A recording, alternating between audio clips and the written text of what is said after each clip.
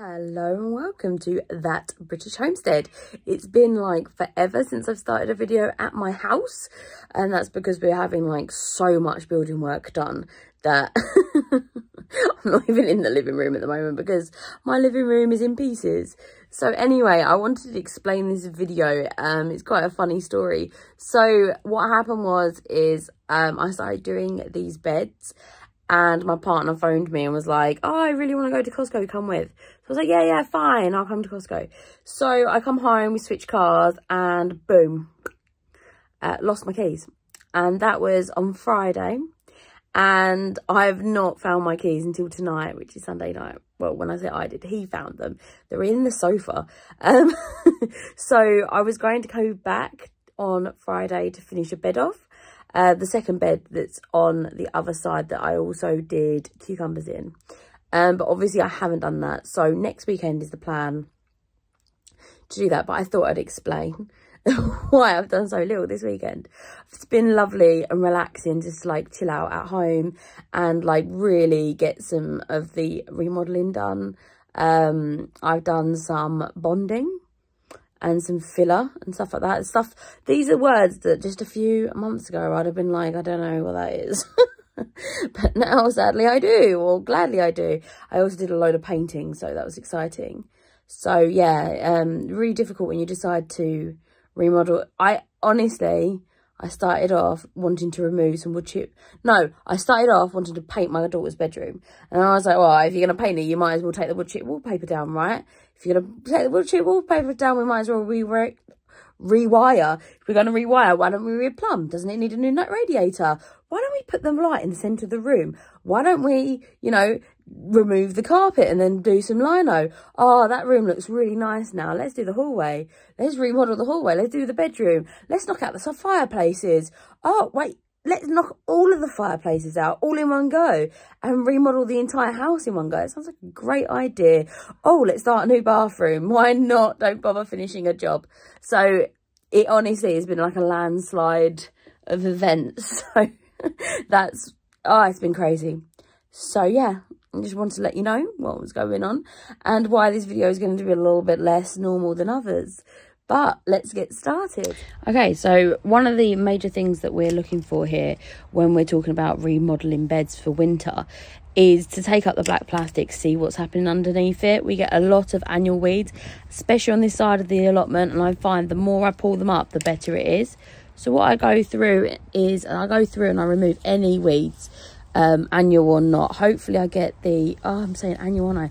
Perennial or annual. So the annual weeds, I kind of want to get them before they've gone to flower so that there's no seeds. But the perennials are absolutely awful on this side of the allotment. And we have things like docks and we have bindweed. But mostly here it's docks and it is grass and it is stinging nettles on this side. There is a lot of vines left over from the cucumbers, and yes, I totally should have cleaned this bed beforehand, but it's kind of like gently does it sort of approach to winter with me, because I enjoy doing work throughout the winter, so it doesn't really bother me that I've got extra work to do. I've got about 2 more beds to do on this entire allotment, and then I'm going to be focusing on wood chipping, so it isn't something that I need to rush. I've got all the way up until, well, March really, because March is where we put our potatoes in. So I do want to have, most of the allotment done by March. April, not so much going out. May, and then June is like the big push, May and June. So I've got quite a long time. We do take quite a little bit of time off for Christmas, which is lovely. But yeah, we need to get this done. So I'm just going ahead and pulling out all of the weeds, just because I think it's nice to have a nice flat surface to start off with. Pulling up that weed membrane, which to be honest has seen better days. But it's the holes in it is where I plant through. This year it was all obviously cucumbers. I think it was eating cucumbers here, and the one next to it that I wanted to finish this day was pickling cucumbers, which I'm going to end up doing next week. So yeah, I'm just going ahead and pulling that bad boy up, and then it's exposed a load of perennial weeds. That's a lovely stinging nettle that I'm pulling up now. You can see that it's just very, very good at growing weed. It's roots, and the roots just go everywhere, and you'll never get the last one. You just have to keep pulling it out. Every year it's getting better, believe it or not. The amount of stinging nettles that we had in this bed last year was ridiculous. This year was a little bit less, and hopefully it'll be less and less and less and less. But this particular side of the allotment, I tell you, the perennials have been absolute murder. I find them very difficult to keep on top of because they're so well established. Because before I took on this allotment, I think it was something like 4 years before we had anyone come into this allotment, and then the years before that no one really worked the whole allotment because of the weeds. And this allotment was actually people refused to have it because of the amount of weeds on it. So I'm doing really well if you take that into consideration. There's a few weeds that grow in between the black plastic, and I go ahead and just pull them out.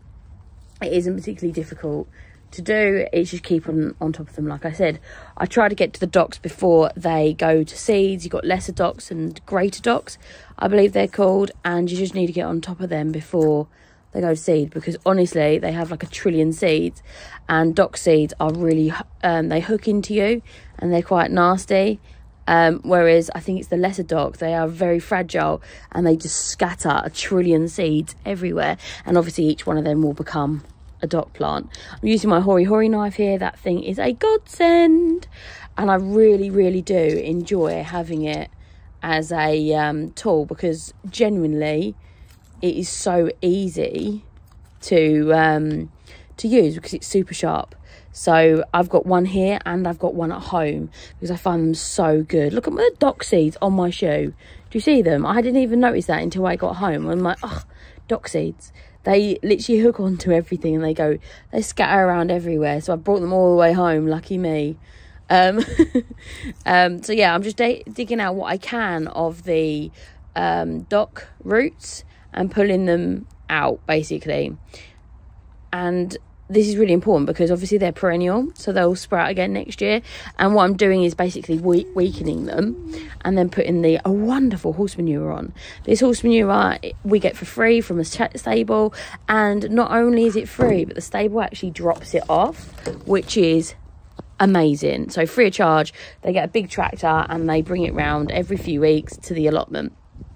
Not just for myself, but for anyone who fancies using it. And I'll tell you, this year, now that we've got it all being delivered, every single person is absolutely covering their allotments in horse manure, which is really important because, as you probably know about allotments, they are rentals. And people rent allotments for years and don't actually put anything back in the soil. Well, of course, you're not going to have a great harvest if you're not going to put anything back in the soil. It's really important to feed the soil because the soil is a microbiome, meaning there's bugs, insects, there's tardigrades, there's all sorts of stuff in your soil that's super hungry. And if you don't feed that, then how is anything going to go ahead and, you know, grow or do anything there? So it's really interesting. I love the relationship between plants and soil. I just genuinely think it's fascinating, especially when it comes to things like, you know, having good harvest and even crop rotation. The impact it has on soil conditions is just absolutely epic in my humble opinion. So I'm hoping that with all of these wonderful amendments that I'm putting to the soil, I'm going to have an absolutely smashing year next year, and hopefully, fingers crossed, just a little bit less weedy year. I'd be really happy if I just cut down on the stinging nettles, to be honest, out of all of them, because I hate stinging nettles with a passion, and I'm so good at growing them. So as you can see, I'm doing less of a thick bed as I did last year. Last year was my first year horse manuring, so I went inches deep, you know.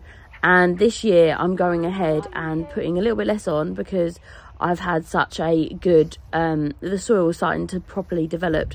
The soil breaks down completely over the year, and you can't even see a trace of it. I have really heavy clay soil underneath this, and because it is no dig, you do have the power of not having to go ahead and not walk on it, which is epic.